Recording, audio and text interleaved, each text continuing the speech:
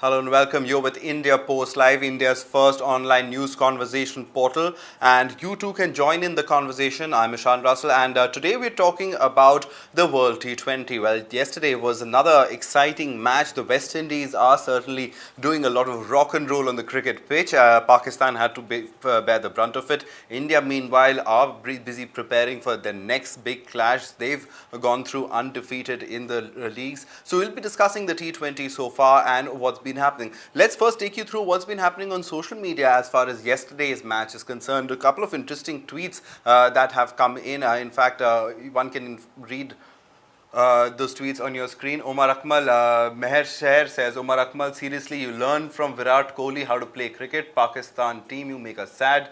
Crick of Pakistan of Pak says Pak spinners 13 wickets in 4 games, Indian spinners 21 wickets in 4 games, West Indian spinners 19 in 4 games. And another PTI Tsunami writes that major reason for defeat is the lack of fitness of their best bowler Irfan and preference given to Gul over Junaid, also Malik's selection. So Pakistani fans pretty disappointed with their team's performance. To discuss all the ongoings goings on in the World T20, we have with us in the studio Sanjeev Singh. He's of course our resident cricket expert, and Surendra Nambiat. He's a cricket analyst. He joins us. Thanks both of you for coming in. Let's talk about how this tournament has progressed so far. A lot of upsets. Holland beating England. West Indies, of course, bouncing back, the defending champions, and India seemingly unbeatable. Surendran. Ishan, I see two interesting developments happening. The first is the emergence of these European countries, especially the Netherlands, and the second is the emergence of West Indies. I don't think since the 70s West Indies have ever been in the world map of cricket. They had a great team at that point of time, but now I think I see an emergence of cricket in the West Indies. All right, well, what has changed for the Windies? I mean, they won the tournament last time around. They have explosive batsmen, good all-round performances. The fielding has certainly improved, Sanjeev, as well. Well, the change, I think, from what Surendran is saying, the change in the team, yesterday if you saw Shoaib Malik getting stumped, the bowler was Badri and the wicketkeeper was Ramdin. So the Indian connection? Yes, of course. Maybe it's the resurgence of, Indians in the team who form a very, the nucleus of the team. That is also perhaps one of the changes that West Indies has adapted to. Traditionally, Indians have been good at bowling spin and doing that sort of wristy work which these people are contributing, and all the big hitting is being done by the regular West Indians like Sammy and Bravo. Interesting. Just to add to your point, you had great Indians who played for the West Indies. Alvin Kallicharan, and there was also one more, Rohan Kanhai. So these people are batsmen, Indian origin batsmen. And now we see an emergence of maybe Indian origin bowlers of the West Indies. I don't know. Of course, in fact, Robin Singh was one batsman who was from West India and who came and played in India and for India. Reverse case, yes. Yes, they still have Sunil Narayan, to whom no one has a clue of the way he bowls. Absolutely, yes. And he was bowling fabulously well yesterday. Yes, so I mean, perhaps that is what has given the West Indian team that sort of extra pace because. Ever since they won the World T20 last time around, we knew that basically it was the batting around which everything was focused. You had Chris Gayle and you had other big hitters like Marlon Samuels coming in, and of course Darren Sammy. But now I think the team is gelling together as a unit. And even if you go by the match against Pakistan, there was a stage when the Pakistan spinners had dried up the runs. Tied them up in runs. Yes, and they were stuck at about 70 odd runs in 12-13 overs. And after that, suddenly, we see them getting a total of 180. Yes, interesting point you make over there, but that's a change in the West Indian team. I mean, West Indies of the past were the Curtly Ambrose, Walshes, Malcolm Marshall, scary fast bowlers who would give you bouncers right up your nose. But now it's changed. Now it's more deft work, isn't it? I mean, the explosiveness perhaps has gone to the batsman. That's right, yes. Perhaps, in the T20 kind of cricket, you cannot have too many loose balls. West Indies were very famous for loose balls at one point, whether it's Patrick Patterson or Andy Roberts himself, Malcolm Marshall. They gave a lot of runs away in wides and no balls and, O-pitch deliveries. That cannot, happen in a T20 game.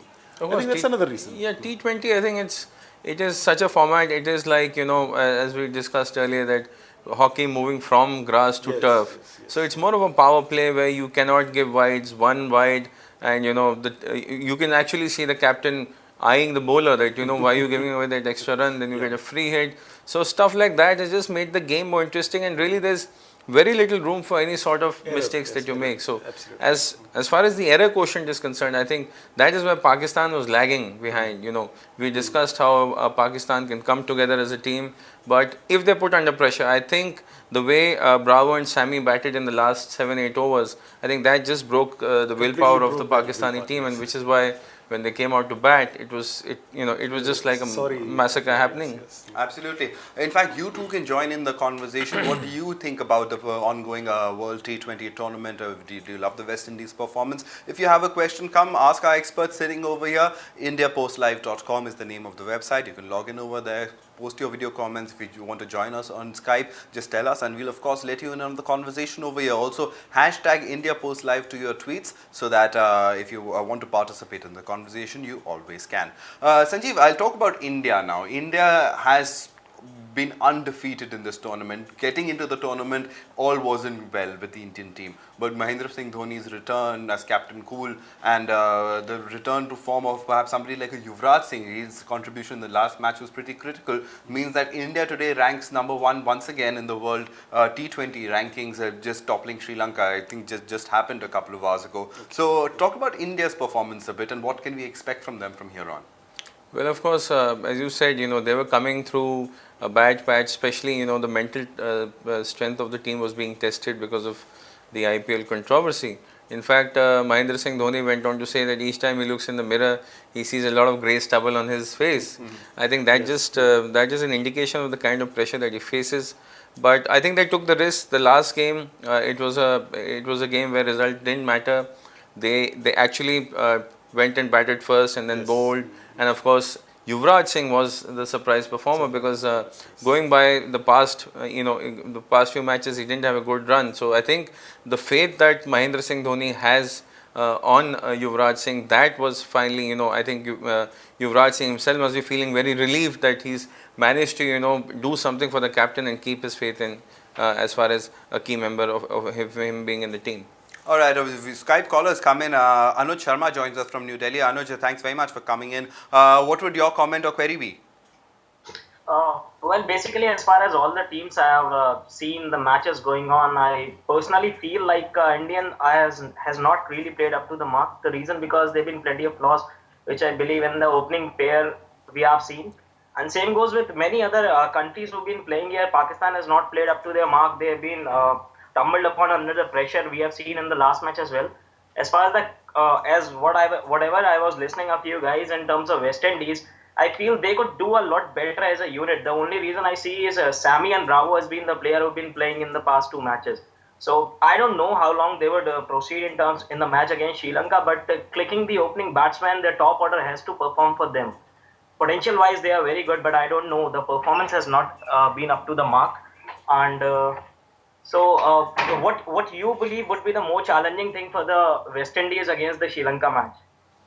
Well, I think there is a point in what he's saying. We've seen that the West Indian team is relying too heavily on their key players on Bravo and Sami to perform. We've seen Simmons and Dwayne Smith get a few starts, but they've not been able to convert that.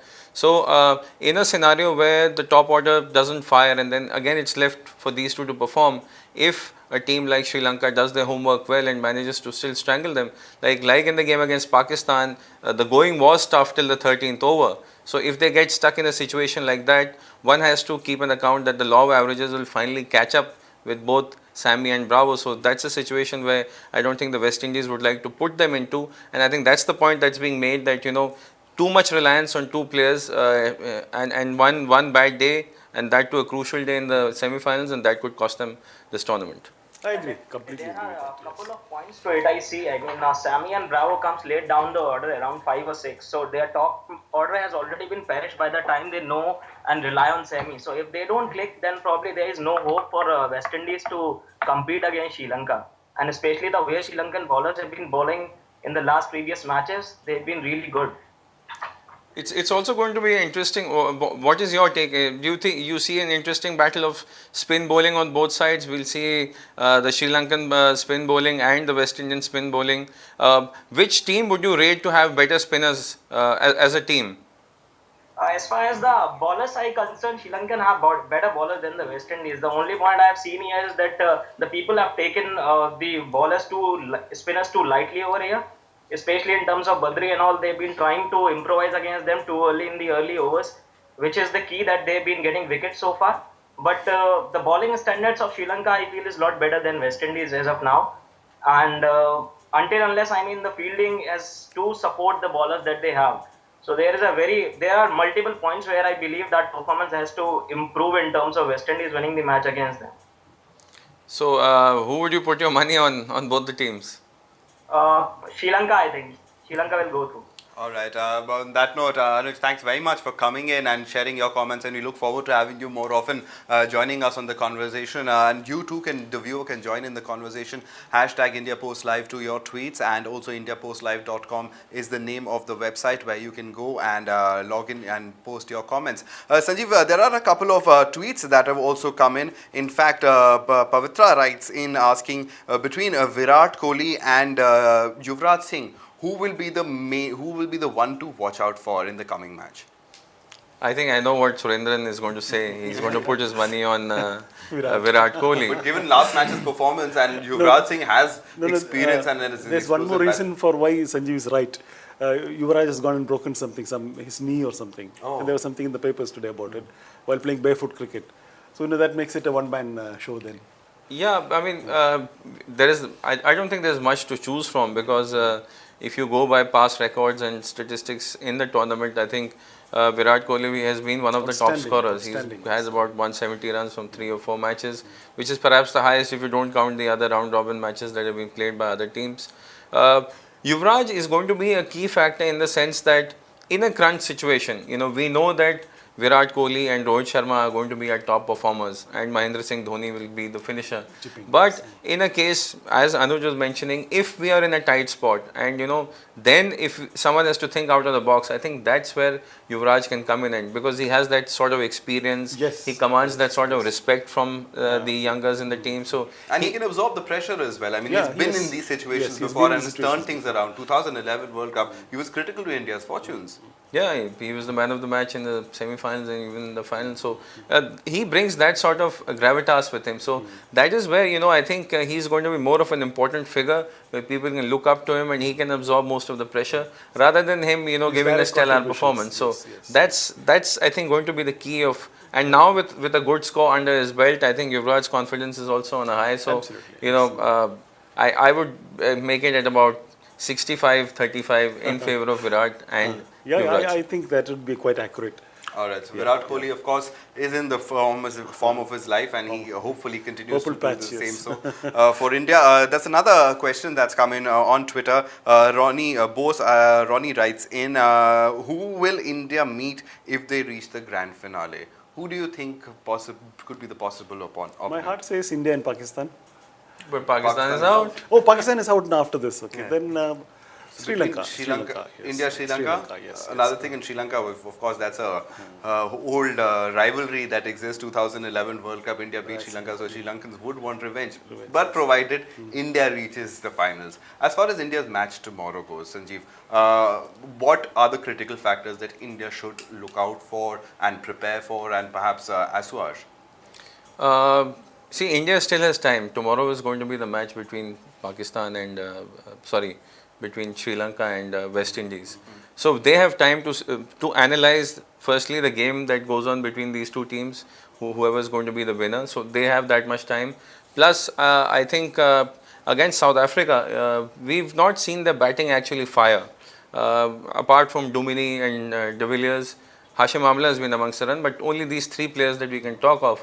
The youngster De Kock is in the team, but he's not been that consistent. So I think that's where India can actually move in with the advantage. We saw that tweet from one of the gentlemen showing the number of wickets taken. So our spinners have taken 19 wickets. So I guess that is where our strength lies, and we'll have to actually use the spin option much faster in the game so that we can slow the runs and then let these batsmen hit out. So I think 2 plus points for the Indian team. First, to see the match, and secondly, of course, they have time. As far as the issue of who would India play in the final, I mean, if you ask me if India makes it to the final, I would prefer Sri Lanka to play them because West Indies is a team that is very bubbly, relies a lot on enthusiasm, and especially after the win in the last two games, they'll be on an all-time high. And if they win in the semi-finals, that enthusiasm will be very tough to contain because you see them just breaking into a Gangnam dance in Yes, each just wicket what you're taken. suggesting is that they would be in the position India were in for the inaugural Prudential Cup, where Yes. we were nowhere and suddenly all the enthusiasm took us Oh, yes, to the finals. the and momentum perhaps carried India the momentum through. carried us But this time around, India has been unassailable. But there are a few cause for concerns. We've talked about the bowling, which has been firing. But as far as the pace side goes of it, it's not been doing disappointing. that well. The opening partnerships have not been that great. Shikhar Dhawan was in woeful form throughout this tournament. Ajinkya Rahane came in last time around. But it wasn't that big an innings that one can expect. So the days of, I remember India used to rely on the opening batsmen. I mean, we had the Sehwags, the Gambhirs, the Tendulkars, Gangulis who opened the batting for us. And one can, of course, say that Rohit Sharma is there, but then that partnership at the right of the opening is very critical, isn't it? Absolutely. That lays the foundation for a strong innings and for the rest of it that follows. And in fact, India has been the pioneers as far as opening batsmen are concerned, right from experimenting with Saurav Ganguly with Tendulkar, and then with the Sehwag and Gambhir. I think now this experiment with Rohit Sharma seems to have worked wonders. I mean, he's performing well in all forms of the game. But that's the problem with Shikhar Dhawan. He came on the scene. He was very good. His technique looked out of the world. But somewhere down the line, that consistency factor has not been with him, and he perhaps will be, thinking that it's high time he also got his act together. We've tried Rahane, but you see, the problem is you can try people, but when you go into a crunch match like a semi-final or a final, you need to go with reliable players or with players that who are gelling together. So I think that is going to be one weak link, which will also be exploited by South Africa, and with Dale Steyn firing in. India better watch out. Of course, there'll be Dale Steyn on the other side, and Dale Steyn is also perhaps in one of the is in the form of his life. I mean, that over against the Kiwis, I mean, they really didn't know what hit them. It was really the Steyn attack, the Steyn gun. But then the plus point here is that they are on our kind of wickets, and we have the better spin bowlers. Yes, and Amit Mishra is in great form. He's in great Ravindra form, Jadeja, of course, does pitch in very valuable balls. I mean, the kind of pressure that he can exert on a batsman. And yes. So those are two factors which will go in favor of us. But again, you see, that is where the importance of Yuvraj and Dhoni comes in. Even last year in England when we were playing, and it was I can't recall exactly, but it was a match against England, that match I know, and one of the bowlers was bowling really well. And we saw Mahendra Singh Dhoni, even in the second last over of the match, he did not go out and try and hit him out of the park. He played out the over. He knew he had to score 14 runs or 12 runs of the last over, but he took his chances. And then after the match when India won, he said, we knew that it was going to be a pressure situation, but I might as well take my chances on a bowler whose confidence is low rather than on a bowler whose confidence is high. So that is the sort of thinking that goes into Mr. Cool when he's on the cricketing pitch. Yes. That is what perhaps is the difference. I mean, heading into this tournament, India wasn't doing that well. The Asia Cup loss was quite disappointing. Virat Kohli's captaincy had question marks. And then, of course, the controversy. So heading into this tournament, anything that could have gone wrong had gone wrong. But still, Team India managed to survive. But Surendra, another tweet is coming. Ved is written in, who would be better, who would do better, the Indian bowling or the Indian batting? It's a difficult question because the Indian bowling right now seems to be just one person, whereas the batting we've got a couple of people whom we can name.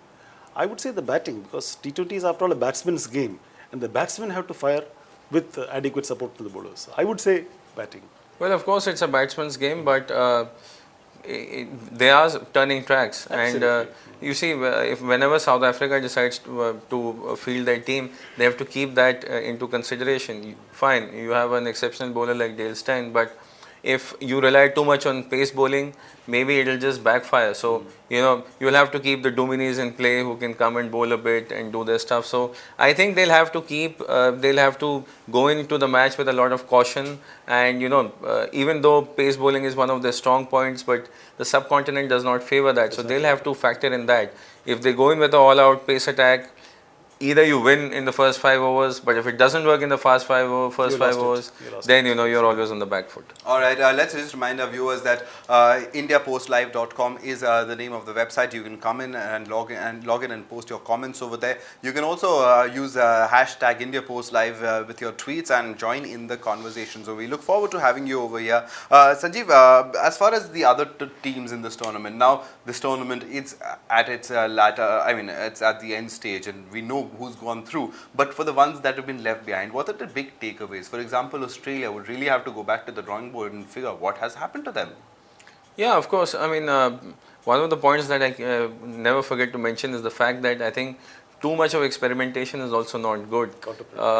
They have different teams for tests, one days and T20s.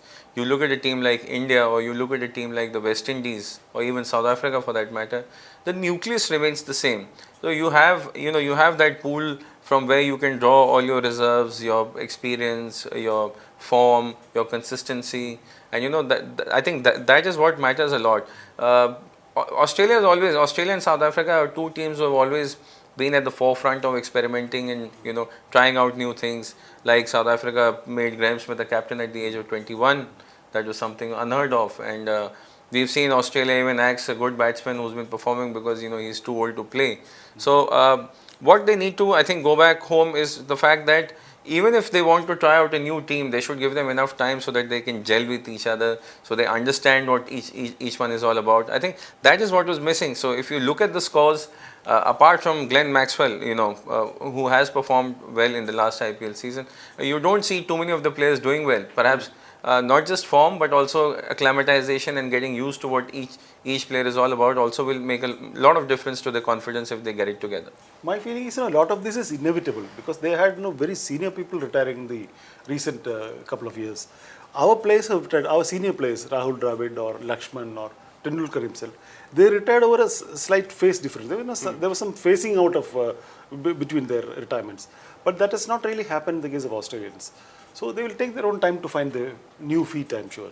All right, I want to talk about the minnows over here because they were the surprise lot. I mean, the Dutch played extremely well. My heart went out to them. I loved their performances and beating England. Wow, what a way to finish the tournament. I mean, of course, they're not going through any further, but then they can take a lot away from this, can't they? Yes, absolutely, absolutely. And I think it is a Dutch spirit, never say die spirit. Whether it's football or cricket, they have exhibited it and to the core. Yeah, in fact, you just go by statistics. Even though they may have played 7 games so far, the top run getters are from Netherlands. I think that's just a tribute to not just the talent that is emerging, but also the fact that they're very fit. Most importantly, they remind you a lot. Is that the difference? I mean, earlier cricket was only about talent, only about how well your hand-eye coordination was, or your timing was, or how you could play. But now it's also become a lot about physical fitness, and that has changed the game perhaps to a large extent. It has become more like football in a sense because fitness for those 90 minutes is very important. That way, yes, T20 has changed the face of the game. In Test cricket, you wouldn't be standing for a long period without movement at all, without moving at all. But that has changed with Test cricket. Of course, T20, I would say. Those are the demands of the game, and yes. You have to run, you have to dive. Every run matters. Every run matters. You have to know how to throw the ball, how to stop it. The singles had to be stolen, in fact. Yes, and you have to hit the ball before the ball comes onto the stump. So those are basics now, which were considered innovation earlier on. Which were considered, wrong at one point of time. Hitting over the bowler's head was considered wrong. And a team like the Netherlands, I think it reminds me of Jonty Rhodes. The amount of effort he used to put into the field. You see that sort of effort being put into the field by these teams. So I think that is where the difference lies. They want to do that extra bit to ensure that at least they go home. They stop every possible run. Yeah, they go home making that impression on the senior teams that they are the teams to look out for and to watch out for. And the sort of win, the comprehensive win they had over England, I think is matters. Yes, I think it's mind-blowing. I think they left an indelible mark on this tournament, and I wish them all success.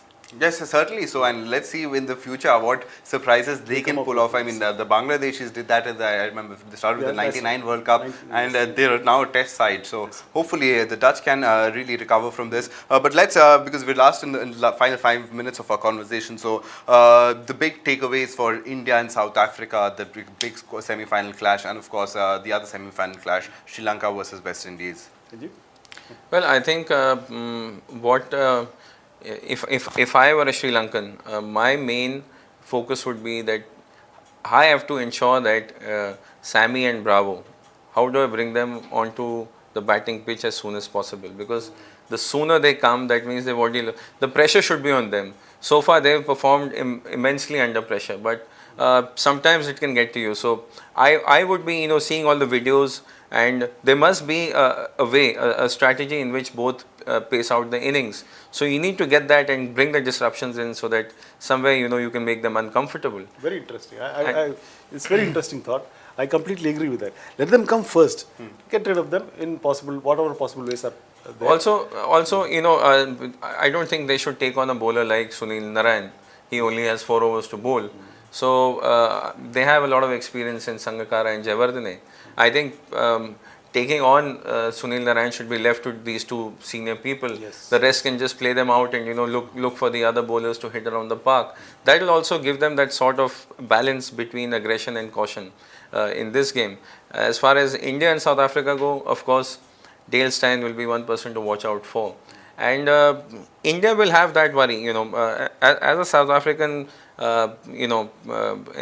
someone who's supporting the South African team, I would tend to think that, that is the opening link is the weak link. And if you get the opener out and Virat Kohli comes in early and you get rid of Virat Kohli because there's a lot of pressure on him, then the ball is in South Africa's court. So India will have to ensure that they keep their wickets in the first 5 to 8 overs. That is going to be the key for India to somehow, and from there on, then it's very easy for the finishers to come and take the total to beyond 160, 170. Surendran, would you like to add to that? Yes, I think I completely agree with Sanjeev here.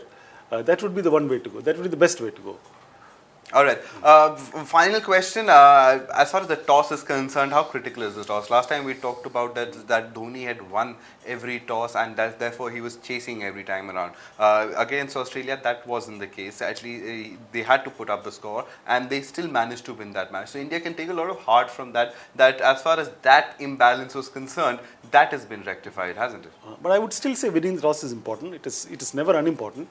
Winning the toss and getting to bat first, to put the opposition into bat first, would still be important, I would say.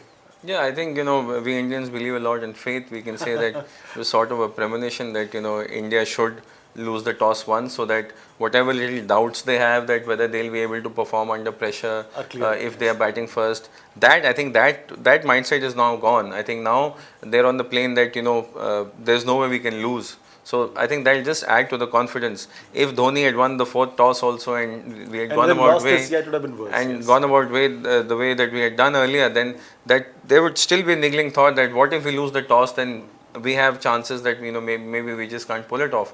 But I think that's over, and plus the fact that Yuvraj Singh, who was not performing so well, has been performing. So I think the only place where India still there's a bit of doubt will be the opening partnership, and that's where they'll have to focus. And hopefully the Pacers can make some crucial breakthroughs. Yeah, that would be a bonus, added bonus, yes. All right. On that note, gentlemen, thank you very much for coming in. Once again, we'd like to remind our viewers that India Post Live is India's first online news conversation portal, and we'd love to have you on the conversation. So you can go to indiapostlive.com or hashtag indiapostlive.com, India Post Live to your tweets, and join in the conversation. We leave it at that. Here's wishing all the teams the best of luck for the semi-finals, and we'll be back tomorrow once again to discuss what has been happening. So thanks very much for joining in.